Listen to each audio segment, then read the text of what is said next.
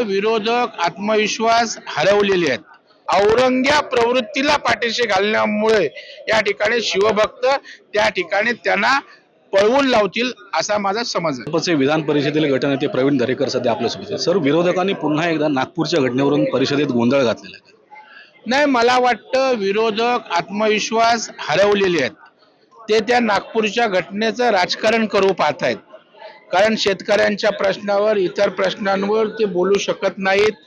त्यांचा आत्मविश्वास हरवलेला आहे आणि मग नागपूरच्या इश्यूवरून काही आपल्या हाताला पॉलिटिकल लागतंय का अशा प्रकारचा केविलवाना दुर्दैवी प्रयत्न आहे.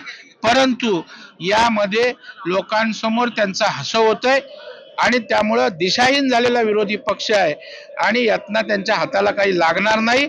उलट औरंग्या प्रवृत्तीला पाठीशी घालण्यामुळे या ठिकाणी शिवभक्त त्या ठिकाणी त्यांना पळवून लावतील असा माझा समज आहे. जोगेश्वरीतल्या भूखंड माफियाचा एक प्रश्न तुम्ही मांडला होता, त्याच्या पुढे काय कारवाई झाली त्याच्यावर? नाही, त्या ठिकाणी दुसऱ्याची जागा हडप करण्याचा प्रयत्न शुक्ला नावाचे त्या ठिकाणी ग्रस्त करत होते.